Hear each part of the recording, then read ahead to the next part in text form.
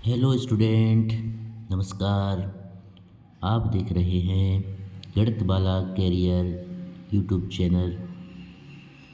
आज हम कक्षा 10 में अर्धवार्षिक परीक्षा 2025-26 के गणित के पेपर को हल करेंगे और यह आपको संपूर्ण हल मिलेगा। तो दोस्तों, ध्यान से आप इस हल को देखें।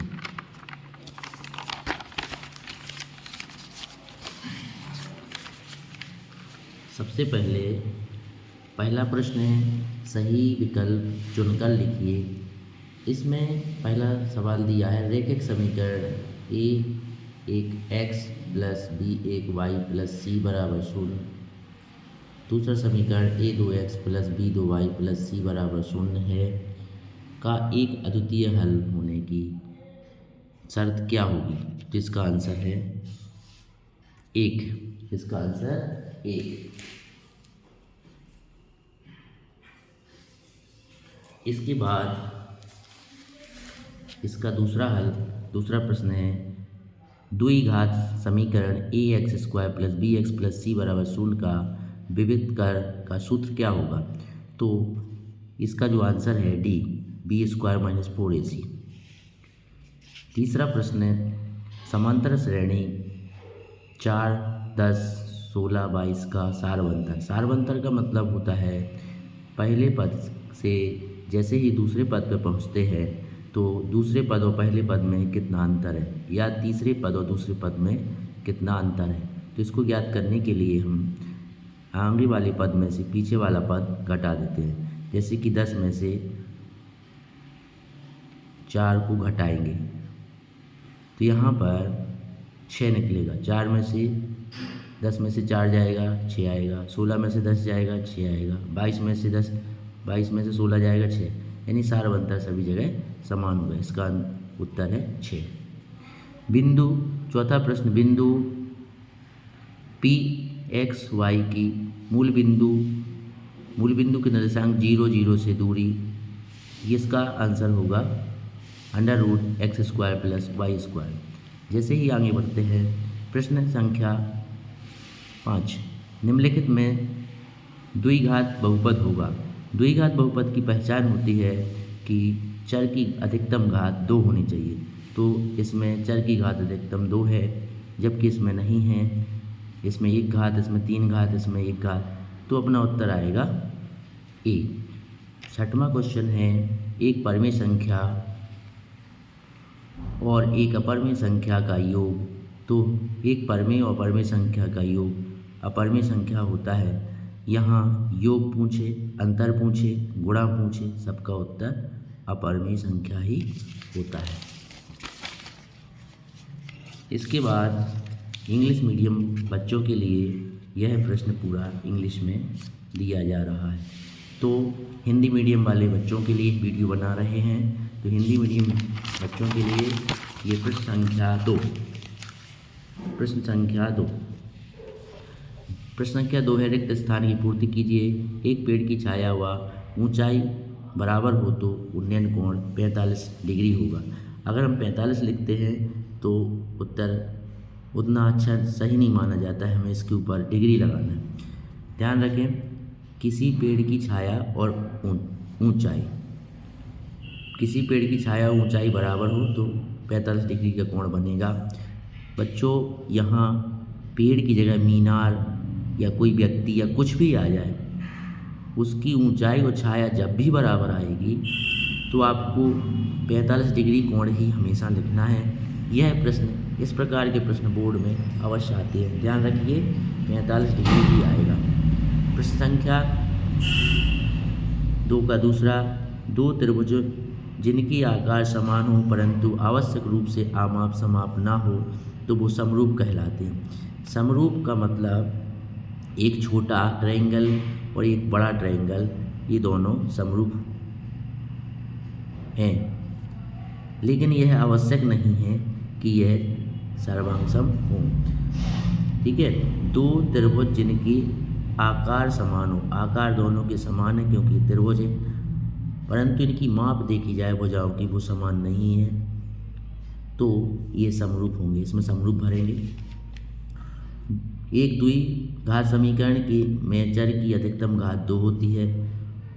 उन्नयन कोण बनाने की स्थिति में देखा जा रहा बिंदु क्षैतिज स्तर से ऊपर होता है। एक रेखा जो वृत्त को दो बिंदुओं पर प्रतिच्छेद करती है उसे हम छेदक रेखा कहते हैं। और सभी समबाहु त्रिभुज समरूप होते हैं। सभी समबाहु त्रिभुज समरूप होते हैं। यहाँ समबाहु आएगा। समबाहु इसलिए आएगा क्योंकि समबाहु त्रिभुज के समबाहु त्रिभुज के सभी कोण 60-60 डिग्री के होते हैं, तो कोण समरूपता कसौटी से ये समरूप हो जाएगा। तो बच्चों इस प्रकार से ये दूसरा प्रश्न हो गया। अब आती है बात प्रश्न संख्या 3। प्रश्न संख्या 3 में निम्नलिखित में सत्य असत्य लिखिए। तो पहला ध्यान से देखिए, पहला असत्य, दूसरा सत्य, फिर असत्य, फिर सत्य, सत्य और असत्य। इसके बगल में हमने इसका थोड़ा विस्तार दिया है। दो समरूप आकृतियाँ अनिवार्यतः सर्वांग सम होती हैं, ये असत्य है। दो ही घात के किसी बहुपद के अधिकतम 2 शून्यक होते हैं। अच्छा, तो अधिकतम क्यों कहा? क्योंकि कभी कभी द्विघात बहुपद के 2 समान शून्यक आते हैं, तो उसे हम एक ही शून्यक कह सकते हैं क्योंकि दोनों समान हैं। लेकिन कभी कभी 2 अलग अलग आते हैं, इसलिए अधिकतम शून्यक 2 ही हो सकते हैं, कम से कम 1 और 0 भी हो सकता है। समरूप त्रिभुजों के क्षेत्रफल सदैव बराबर होते हैं, यह असत्य है। अंततः अनेक हल होने पर रेखाएं संपाती होती हैं। अनंतः अनेक हल होने की शर्त A1/A2 बराबर B1/B2 और बराबर C1/C2 होती है। इसमें रेखाएं दोनों संपाती होती हैं, तो इस स्थिति में ये सत्य है। किसी समय धूप में खड़े एक व्यक्ति की छाया उसकी ऊंचाई की √3 गुनी होती है, तो कोण बनेगा 30 डिग्री। किसी बिंदु का भुज 0 है, तब वह x अक्ष पर स्थित होगा।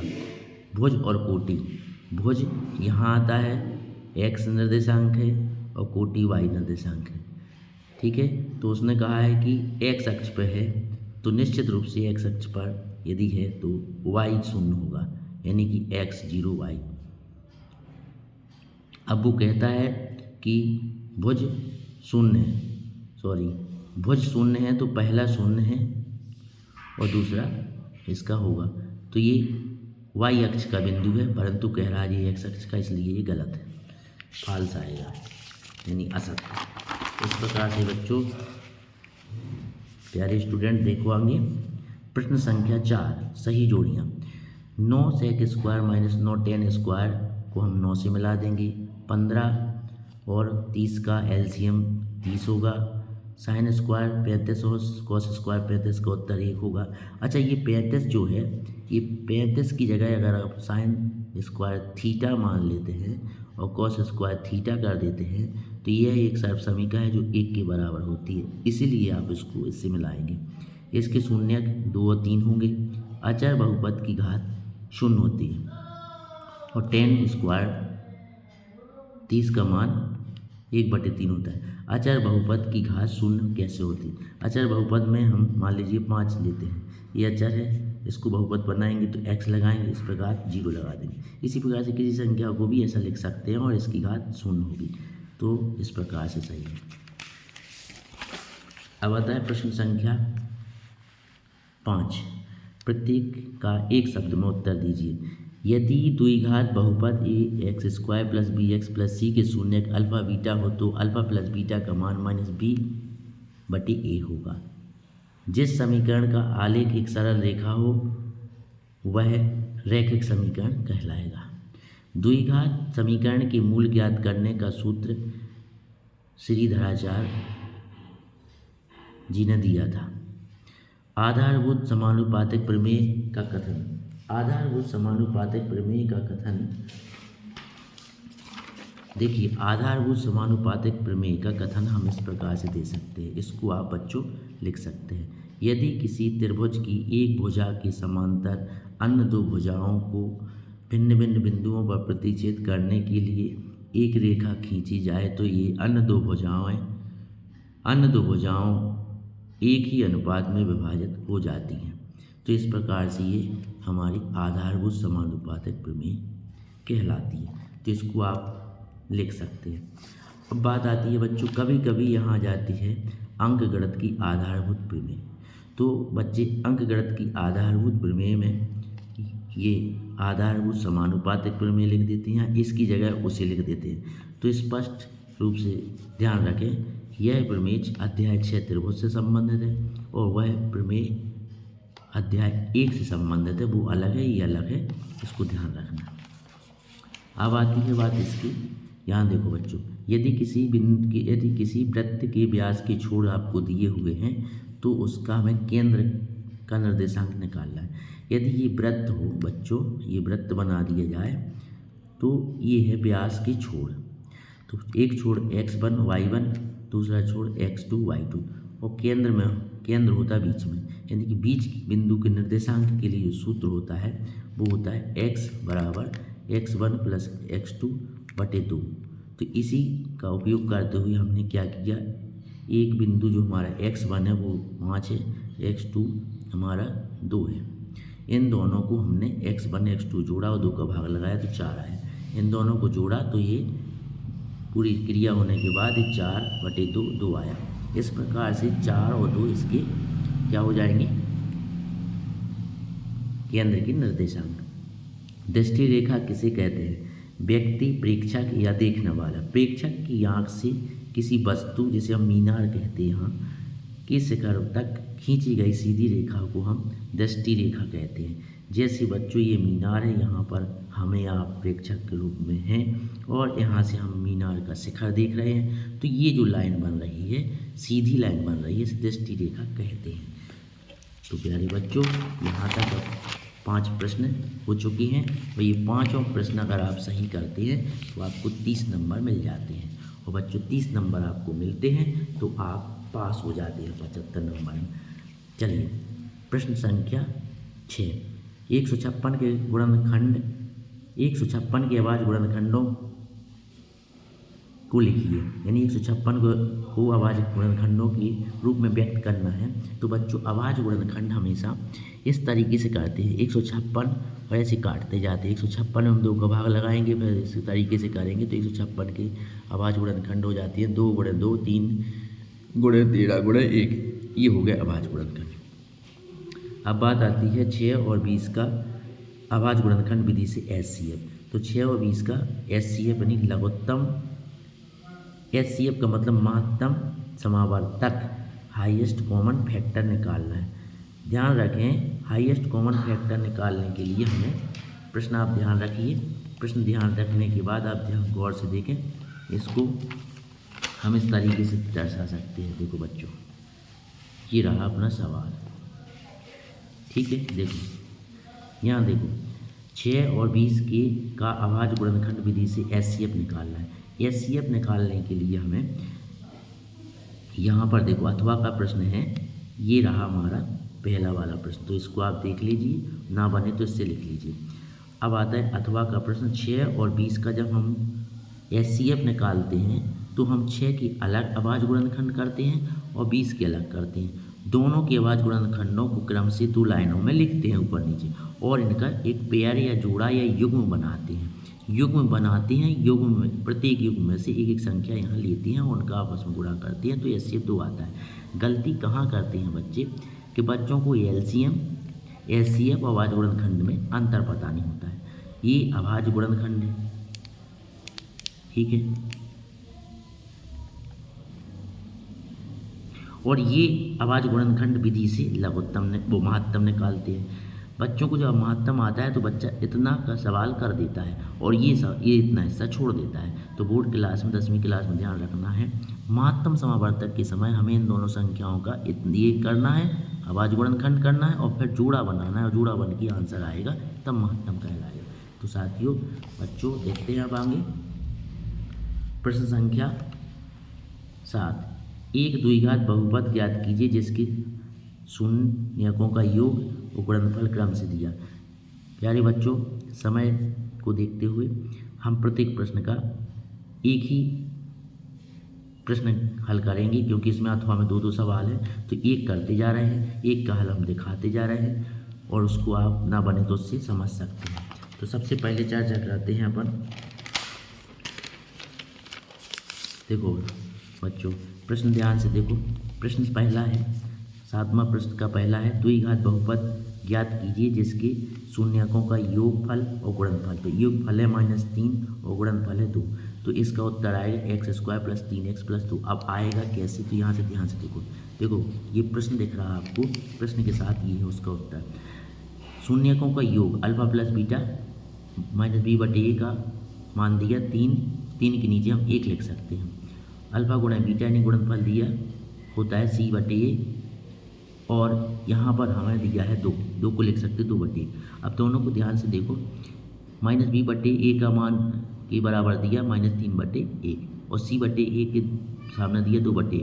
ध्यान से देखना है कि जब हमारा नीचे a का मान 1 और a का मान 1, नीचे a के मान जब बराबर हो जाए तो हमें फिर सीधा तुलना करना है। b के सामने वाली संख्या b का मान है, और c के सामने वाली संख्या c का मान है, और a के सामने वाली संख्या a का मान है। तो ये बी सी हमें इस प्रकार से प्राप्त हो गए हैं। a = 1, b = 3 और c बराबर।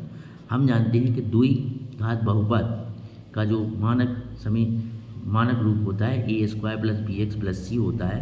तो a हमें मिला 1 तो हम यहाँ लिख देंगे, b हमें मिला यहाँ से 3 तो हम यहाँ लिख देंगे, c हमें यहाँ मिला 2 तो हम यहाँ लिख देंगे, और ये हो गया हमारा द्विघात बहुपद। तो द्विघात बहुपद को ज्ञात करने के लिए इस प्रकार का सवाल अधिकतर परीक्षा में आता है। तो आपको ये अपनी प्रश्नावलियों से इस प्रकार के सवाल प्रैक्टिस कर लेना। अब आता है इसका दूसरा सवाल। इसका दूसरा सवाल अथवा वाला है। अथवा में कहा गया है कि इसका शून्य ज्ञात कीजिए। तो ध्यान से आप इसको देख लीजिए। शून्य ज्ञात करने के लिए ये सवाल लगा हुआ है, आप इसको देख सकते हैं, वीडियो रुका कर लिख सकते हैं, समझाने का टाइम नहीं है। अब आते हैं प्रश्न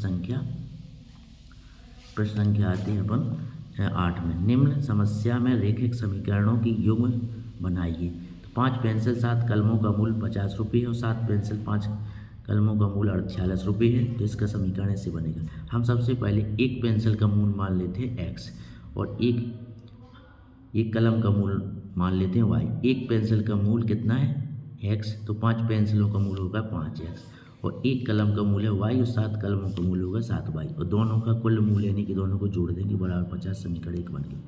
7 पेंसिल किसी प्रकार से 7x हो जाएगा उसका मूल्य, 5 कलमों का मूल्य 5y हो जाएगा, दोनों का कुल मान जोड़ना है और बराबर 46 करना है। इस प्रकार से बच्चों दोनों समीकरण बन गए। अब इसको हम थोड़ा दिखा देते हैं इसका हल। देखो 7वां प्रश्न थोड़ा ध्यान से देखना है। 8वां प्रश्न का जो हल है वो इस प्रकार से है। 8वां प्रश्न आप देख लो ध्यान से, ये रहा वो दोनों समीकरण, और अथवा वाला सवाल आपके पास पेपर होगा तो अथवा वाला सवाल ये लगा हुआ है, इससे आप टिप लीजिए। अब आती है बात, 8वां प्रश्न हो गया। 9वें प्रश्न में पहुँचते हैं। 9वें प्रश्न में जैसे पहुँचते हैं तो इसमें लिखा 10 और 250 के बीच के 4 की गुणज लिखिए। अब बात आती है गुणज ही पता नहीं है तो अपन कुछ नहीं कर पाएंगे। 10 और 250 के बीच में 4 की गुणज कहलाता है मल्टीपल्स। अब मल्टीपल्स क्या होते हैं, गुणज क्या होते हैं? गुणज होते हैं 4 के पहाड़ा। 4 का पहाड़ा तो सबने सीखा, 4 दूनी 8, 4 ती 12, 4 चौको 16, और ऐसे पढ़ते चले जाएंगे। तो यहाँ 10 से 250 के बीच, तो 10 यानी 10 की आगे, तो हमें सबसे पहला 4 का गुणज 12 मिला। तो प्रथम गुणज हो गया 4 का 12, जो कि 10 की आगे है, और 250 की पहले अंतिम है 248। तो इस प्रकार से बच्चों पहला हमें गुणज मिला 12, और 12, 16, 20, और अंतिम है हमारा 250 के पहले 248। ये हमें मिल गई AP। अब हम इसमें से प्रथम पद 12, द्वितीय पद 16, इनका सारवंतर आ जाएगा हमारा कितना, 4। तो सारवंतर आ जाएगा हमारा 4 आ जाएगा। तो इस प्रकार से सवाल को हम यहीं लगा देते हैं, या इसको यहाँ से हम सब बता देते हैं आपको। देखो बच्चों, ये देखो 12 हमारा 12 प्रथम पद, द्वितीय 16, 20, 48, प्रथम पद 12 और द्वितीय पद 16, इनका सारवंतर हम 16 में से 12 घटाएंगे तो 4 आएगा, और इस प्रकार डिफरेंस 4 आ गया। तो अंतिम पद हमें दिया 248, इसको हम EN या L बोलते हैं। अब n पद का जो हमारा सूत्र है वो है ए एन बराबर ए प्लस एन माइनस एक कोष्टक डी। तो ए एन क्या है? अंतिम पद, तो यहाँ लिख देंगे हम 248। प्रथम पद क्या है हमारा? 12, ठीक है। और यहाँ पर जो डी है डिफरेंस कितना दिया बेटा? 4, तो यहाँ पर हम 4 लिख देंगे और पूरा ये समीकरण यदि हल करेंगे तो एक आ जाएगा 60। अब हल कैसे करना है? तो हल तो आपको सीखना पड़ेगा अपने हिसाब से, बाकी इसको देख लो और लिख लो। तो इस प्रकार से बच्चों ये हो गया हमारा प्रश्न। अब आती है बात प्रश्न संख्या, इसका जो अथवा है, अथवा भी बहुत सरल है। अथवा का हम हल दिखा दे रहे, अथवा आप वहाँ से लिख लीजिए। अथवा को हल को देखना है आपको ध्यान से। तो देखो आप इसमें पहला पद दिया है आपको, पहला पद दिया 3, दूसरा 8 और 13। तो प्रथम पद हो गया 3 और इसका डिफरेंस हो जाएगा 5। हमें 3 में से 5 नहीं घटाना है, जबकि 5 में से 8, 3 में से 8 नहीं घटाना, जबकि 8 में से 3 घटाना। तो डिफरेंस आ जाएगा हमारा डी बराबर 8 में से 3 जाएगा तो 5 और प्रथम पद हो जाएगा हमारा 3।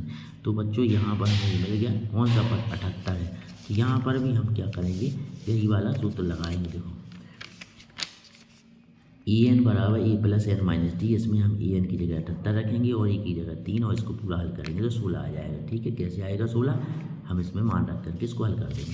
तो बच्चों इस प्रकार से अपन पहुँचते हैं प्रश्न संख्या 10 पर। प्रश्न संख्या 10 में ए दिया है ए पी 1, 3 माइनस 1 और 3 के लिए प्रथम पद और अंतिम पद का सारवंतर ज्ञात करना। प्रथम पद हमारा दिखता है ये पहला, ये दूसरा पद हमारा 1 है। तो सारवंतर ज्ञात करने के लिए हम दूसरे पद में से पहला पद घटाते हैं। तो 1 में से 3 जाएगा तो माइनस के 2 आएगा। बच्चे गलती क्या कर देते हैं कि 3 में से 1 घटा देते हो, प्लस का 2 आ जाता। ठीक है, इस प्रकार से बच्चों आगे बढ़ते हैं। इस वाले सवाल को देख लीजिए, अथवा का ये स्वयं आप देख लीजिए और इसको आप यहाँ से हल कर सकते हैं, क्योंकि हर सवाल का केवल एक एक चर्चा करेंगे क्योंकि ज़्यादा समय ना लगे।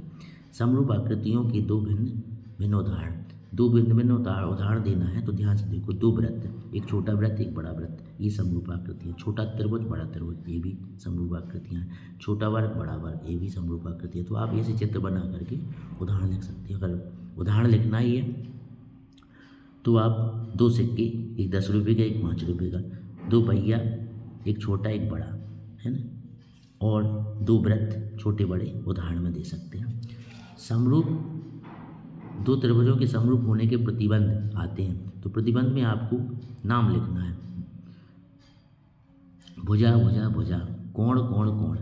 ठीक है, इनको परिभाषित कर दें तो अच्छी बात है, अन्यथा आप इतना ही लिख दें क्योंकि 2 नंबर का है, इसका नंबर पूछा तो आप लिख सकते हैं। अब आती है बात यहाँ पर इस प्रश्न की, प्रश्न नंबर 12। प्रश्न नंबर 12 में 2 त्रिभुज दिए हैं, दोनों त्रिभुज समरूप दिए हैं, क्योंकि यहाँ लिखा दोनों त्रिभुज समरूप है। समरूप जब त्रिभुज हो जाते हैं तो इनके क्रमशः कोण बराबर होते हैं, ए बी सी और डी ई एफ। ए कोण डी के बराबर, बी कोण ई के बराबर, सी कोण एफ के बराबर। ए कोण 47 दिया और ई कोण 83 दिया।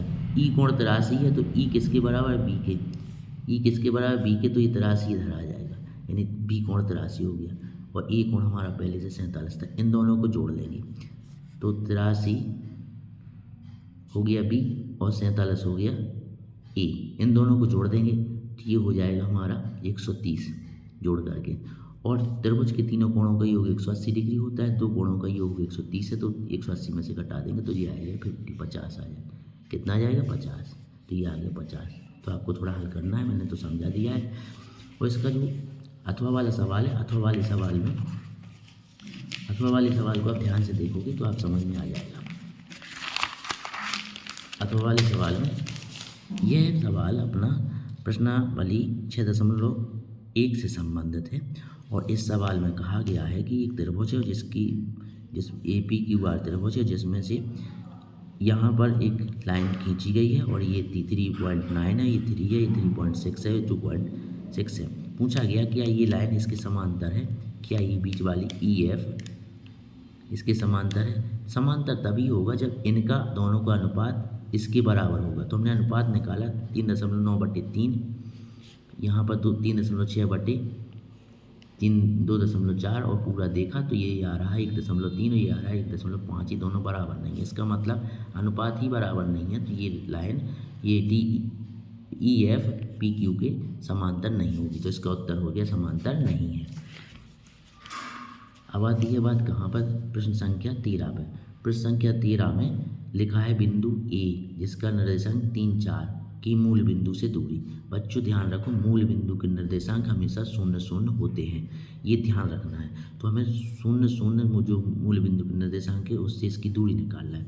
दूरी का सूत्र आना चाहिए। दूरी का सूत्र आप देख लो बच्चों, ये होता है, ना याद हो तो याद कर लीजिए। अब इसमें हम मान रखेंगे। तो पहले हम क्या रखेंगे, यहाँ रखेंगे 3, यहाँ रखेंगे हम 4, फिर दूसरी जगह रखेंगे यहाँ पे 0, यहाँ पे 0।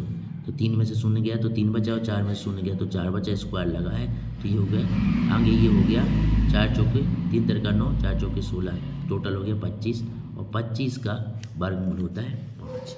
तो इसकी दूरी आ गई 5 इकाई, यहाँ इकाई लिख दीजिए। इसी का अथवा वाला देख ले, तो अथवा वाले में भी दूरी का सूत्र लगना है। ax1 y1 है, ax2 y2 है, और इसमें मान रखते हुए हमारा √2 इकाई आ जाएगा इसको। अब बात चलते हैं क्वेश्चन नंबर 14 पे। क्वेश्चन नंबर 14 में P, Q, P, R आपको बिंदु दिए हैं। Q जो बिंदु है हमारा P और R से दूरस्थ है, यानी Q जो हमारा है वो हमारा P और R से बराबर दूरी पर है। ये दूरी हमारी बराबर है, तो इसको हम हल करेंगे दूरी वाले सूत्र से। PQ बराबर QR लिखेंगे और दूरी का सूत्र लगाएंगे। इन दोनों निर्देशांकों को हम घटाएंगे, 5 में से 0 चला जाएगा और -3 में से -1 हो जाएगा। इधर हमारे x में से 0 हो जाएगा और 6 में से 1 चला जाएगा। तो इस प्रकार से हम हल करेंगे। तो आप भी हल करोगे तो x बराबर 4 आ जाएगा। x बराबर कितना आ जाएगा, 4 आ जाएगा। x बराबर 4।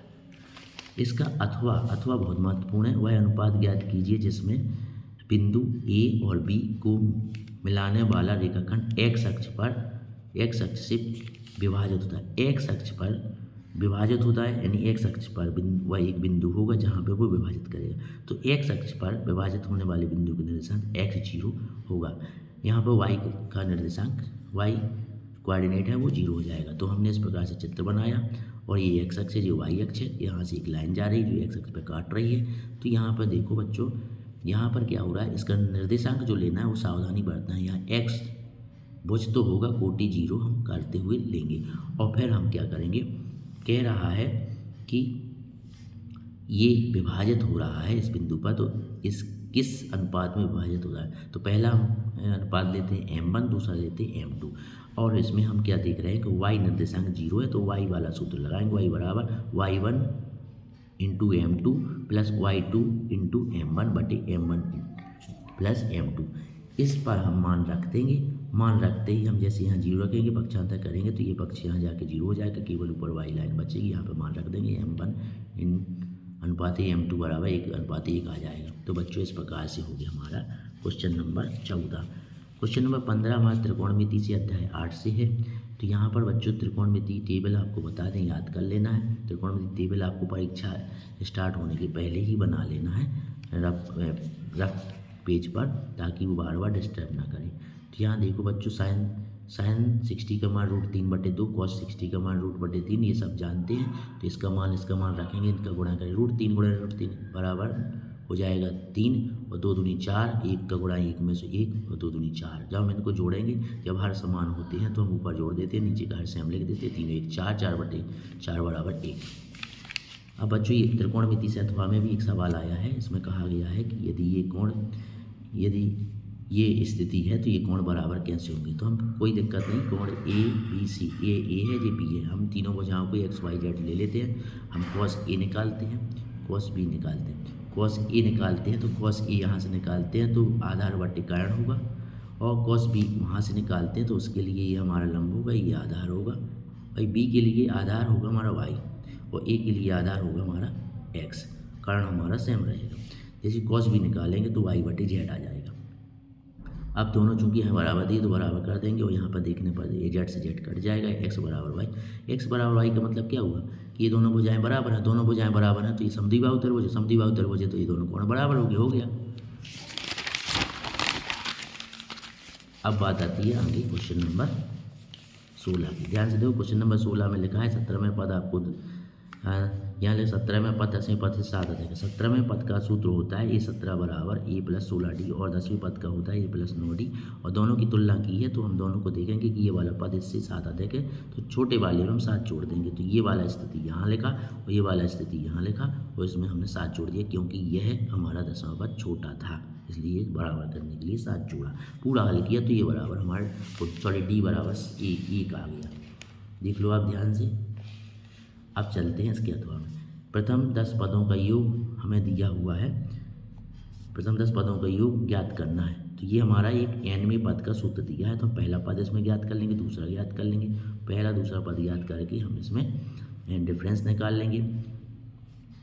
खैर डिफरेंस की जरूरत नहीं है, यदि हमको SN का सूत्र पता है, n पदों का योग n/2 A प्लस L, तो हम इसमें 10 पद चाहिए तो संख्या n बराबर 10 होगी। अंतिम पद निकाल लेंगे, ये 10 रख करके वो 43 आए।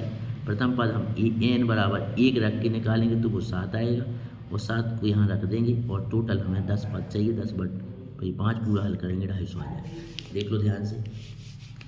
अब बात आती है यहाँ पर प्रश्न संख्या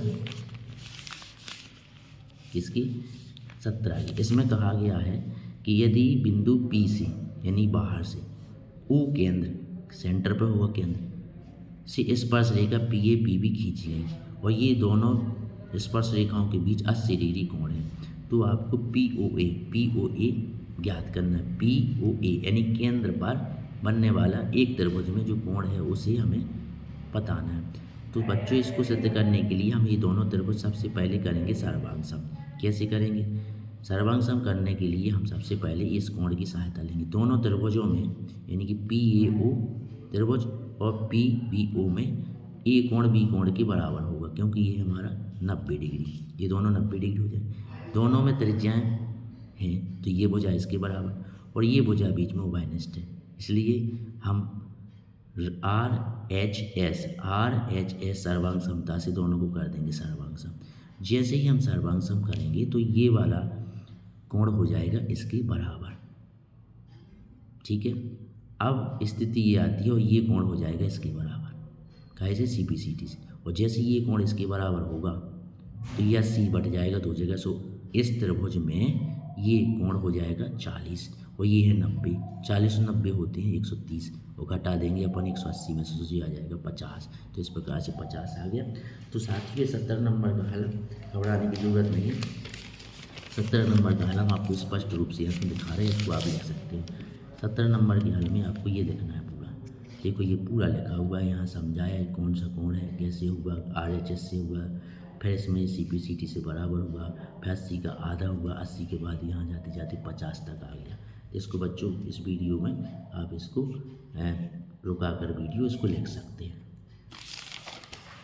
अब बात आती है यहाँ पर, इसमें लिखा हुआ है एक वृत्त खींचिए और दी गई रेखाओं के समांतर 2 रेखाएं खींचिए जिसमें से एक स्पर्श रेखा और दूसरी छेदक रेखा। तो एक वृत्त बनाना है आपको। वृत्त मैंने फ्री हैंड बनाया, आप ना हो तो प्रकार की सहायता से बनाएं। और यहाँ पर एक स्पर्श रेखा ऐसी बनाए जो एक बिंदु पर ही स्पर्श करे और छेदक रेखा बीच से बना दे ताकि 2 बिंदुओं से काटे। तो इस या तो ये कर ले क्वेश्चन, ये ज़्यादा सरल है। अब बात आती है बच्चों HCF। यहाँ दिया HCF 2 संख्या 96 104, 2 संख्या हैं 96 और 404। इनका HCF आपको दिया 4। LCM निकालना है तो आप बहुत से बच्चे क्या कर देते हैं, डायरेक्ट कर देते हैं 96 और 404 का ऐसे LCM निकाल देते हैं। खैर तो आंसर तो आ जाएगा, लेकिन क्वेश्चन का उद्देश्य है आपसे यह सूत्र पूछना, इसलिए यह सूत्र याद कर लें। लघुत्तम गुणे महत्तम बराबर पहली संख्या गुणे दूसरी संख्या। इसी से हमारे 3-4 सूत्र बन जाते हैं। लघुत्तम बराबर पहली संख्या गुणे दूसरी संख्या बटे में महत्तम। तो यहाँ पर पहली संख्या दूसरी संख्या आपको दी गई है, 96 गुणे 404 कर दीजिए, बटे में कर दीजिए, उसका महत्तम भाग लगा दीजिए, 9696 आ जाएगा। तो इस प्रकार से इसका उत्तर हो जाएगा। अब बात आती है सिद्ध कीजिए कि यह संख्या अपरिमेय संख्या है। तो सिद्ध करने के लिए सबसे पहले क्या करना है, इस संख्या को हमें परिमेय मानना है। √5 माइनस √3 बराबर A/B एक परिमेय संख्या है। A/B मतलब अंश बटे हर मान लिया हमने एक परिमेय संख्या। अब हमको 5 का पक्षांतर किया, फिर हमने माइनस का पक्षांतर किया, तो यहाँ पर लिख रहा है √3 बराबर 5 A माइनस A/B 5वां परिमेय है, ए बटे बी भी परिमेय है, परिमेय में से परिमेय घटा तो परिमेय ही बनेगा। तो इस तरफ बराबर के अपरिमेय है, उस तरफ बराबर के परिमेय है।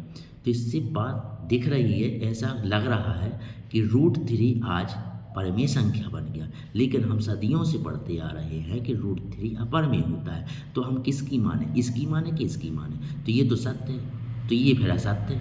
कहने का मतलब ये हुआ कि √3 को हम परिमेय संख्या यहाँ कह रहे हैं, ये हमारे आज क्या हो रहा है, ये कथन जो हम कह रहे हैं कि √3 एक परिमेय संख्या है, ये असत्य कह रहे हैं। कहने का मतलब ये जो विरोधाभास पैदा हुआ, क्यों हुआ?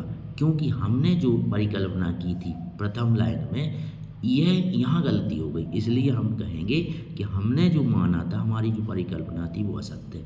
अतः यहाँ लिखेंगे परंतु √3 हम जानते हैं कि एक अपरिमेय संख्या है, अतः हमने जो माना था, परिकल्पना की थी, वह गलत है। तो जब हमने ये गलत परिकल्पना की तो इसकी सही परिकल्पना क्या होगी? यही होगी ना कि √5 ऋण √3 एक परिमेय संख्या है, सॉरी 5 ऋण √3 एक अपरिमेय संख्या है। तो इस प्रकार से ये बुक में भी ये आप कर सकते हैं।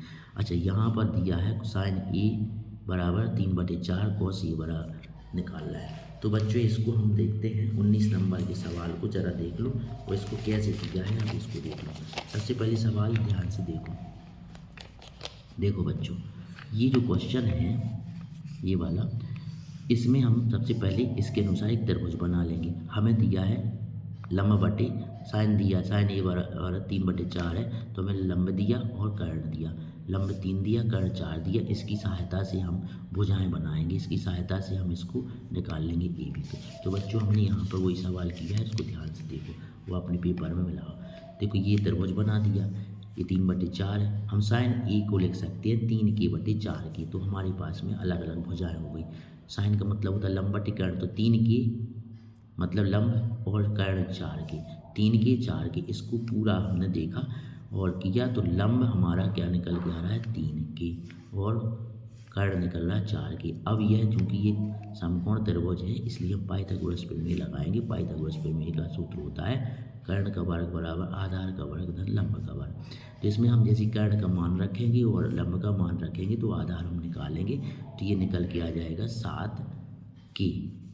ये निकल के आएगा कर्ण का वर्ग बराबर 7k²। और जैसे ही हम ये आधार जैसे ही हमारा बी ए निकलेगा तो ये आ जाएगा √7k, ये हो गया आधार। कुल मिला के हमारा 7k आ गया नीचे का।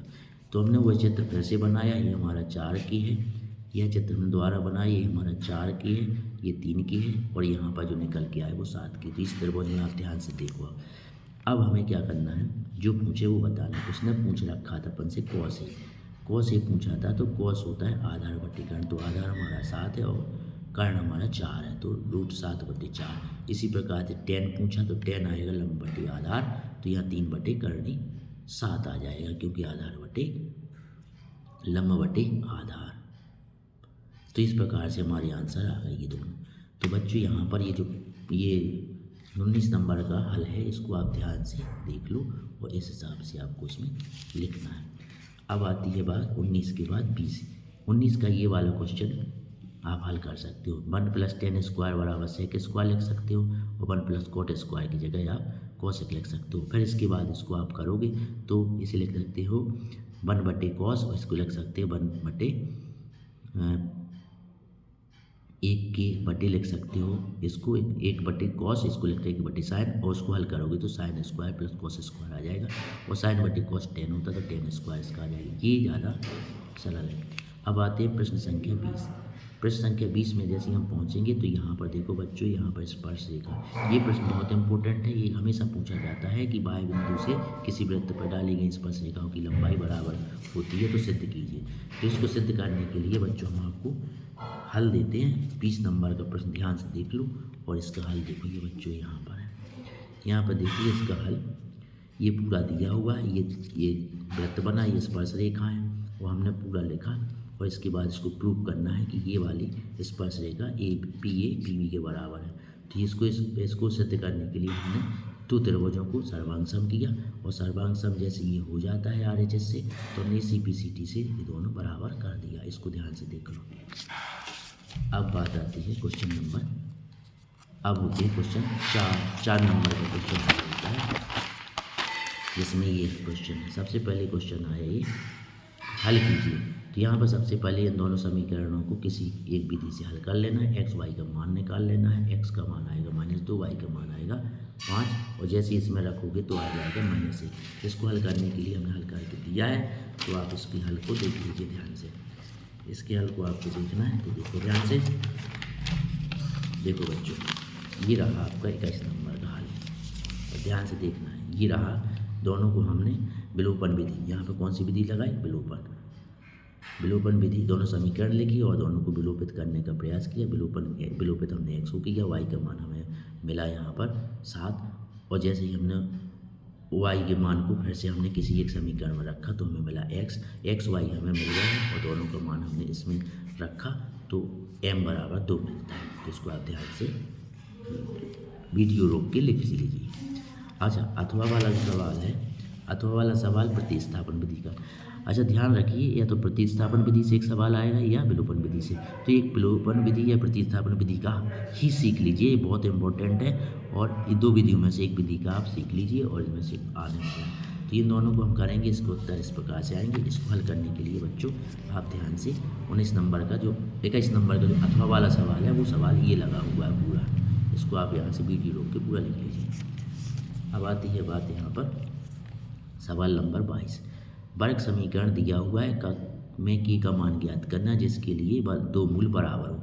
दो मूल बराबर हों, ये शर्त है। दो मूल बराबर जब होते हैं, जैसे मान लीजिए a² + bx + c एक जो वर्ग समीकरण है, इसमें जो विविध कर होता है वो होता है b² - 4ac ये d। अब यदि दो मूल बराबर है तो d बराबर 0 होता है। d बराबर क्या होता है? 0 होता है। तो d बराबर 0 की शर्त लगाएंगे हम। पहले हम समीकरण को इसको हम एक वर्ग समीकरण में बनाएंगे, और फिर हम उसका विविध कर 0 के बराबर की शर्त में उसका मान रखेंगे। तो यहाँ पर जैसे हमने इसको खोला तो a का मान आ गया हमारा k, और b का मान आ गया -2k, और c का मान आ गया हमारा 6। तो a k, b -2k, और c बराबर हमारा 6। इन सब मानों को हमको b² - 4ac में रखना है और पूरा हल करना, तो 6 आ जाएगा। अब बच्चों आगे बढ़ेंगे, ध्यान पे देखिए। ऐसी दो संख्या लिखिए जिनका योग 27 हो और गुणनफल कितना हो? गुणनफल 182 हो। तो इस प्रश्न को भी हमने हल किया है। ध्यान से आप यहाँ पर देखिए। देखो, ये है हमारा 22 नंबर का प्रश्न। 22 नंबर का भी हमने प्रश्न किया, तो k बराबर 6। अथवा वाला जो प्रश्न है, अथवा वाले प्रश्न को देखो। दो संख्याएं हैं जिनका गुणनफल था 182। पहली संख्या थी हमारी x और दूसरी संख्या थी 27 - x, क्योंकि दोनों संख्याओं का योग 27 था। दोनों का गुणनफल यानी शर्त के अनुसार गुणनफल 182 है, तो 182 गुणनफल करके पूरा हल किया। सबसे महत्वपूर्ण बात यह आती है कि जैसे ये वर्ग समीकरण बनता है तो ये मध्य पद को तोड़ना पड़ता है। मध्य पद को ऐसा तोड़ना है कि तोड़ने के बाद दो पदों का जोड़े या घटाना इतना ही आए, और तथा उनको गुणा करने के बाद गुणा करने पर 182 आए। तो हमने 27 को 13 और 14 में तोड़ा है, और तोड़ने के बाद इसका हमने कॉमन लिया। कॉमन लेते हुए यहाँ पर प्राप्त हुआ हमें k बराबर x बराबर 13 और x बराबर 14। ये वो दो संख्याएँ थी। अब आती है प्रश्न संख्या, ध्यान से देखेंगे। प्रश्न संख्या 22। प्रश्न संख्या 23। प्रश्न संख्या 23 काफ़ी बड़ा है। प्रश्न संख्या 23 में ये पेड़ है, एक पेड़ है, इसका AB नाम है, और वह यहाँ C बिंदु से टूट के ज़मीन पर आ गया है। जो B बिंदु है वो ज़मीन से टच हो गया है यहाँ तक। तो इस प्रकार से एक त्रिभुज बन गया, और त्रिभुज बनने के बाद इसको हमें हल करना और पेड़ की लंबाई ज्ञात करना। तो इसको भी हमने हल किया है। ध्यान से देखो, यह हमारा पेड़ है, AB पेड़ है, C बिंदु से टूटा है, B बिंदु हमारे ज़मीन पे आके टच हो गया। ये इस प्रकार से ऐसे झुका और झुक के धड़ाम से यहाँ गिरा। जैसे ये ज़मीन पर गिरा तो B बदल के B' हो गया। तो ये त्रिभुज बन गया, ये समकोण त्रिभुज है। अब देखो, पेड़ की लंबाई कितनी है? AB। तो हमें क्या निकालना है? पहले CA निकालना है, और फिर हमें क्या निकालना है? BC', और BC' ही हमारा BC है। तो हम इन दोनों भुजाओं को ज्ञात करेंगे और इन दोनों को जोड़ देंगे तो पेड़ बन जाएगा। चूँकि यहाँ कहा गया है कि पेड़ की पात से ये पेड़ का टूटा हुआ सिरा टकराया, ये दूरी है 8 मीटर, कोण बन रहा 30।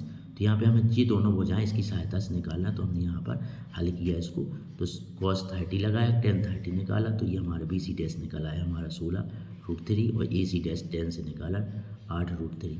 इन दोनों भुजाओं को हमने जोड़ने के बाद ये आ गया हमारा 8/3। तो इस प्रकार से बच्चों ये हो गया 23 नंबर का सवाल, यानी 23 प्रश्न संख्या 23 4 नंबर का।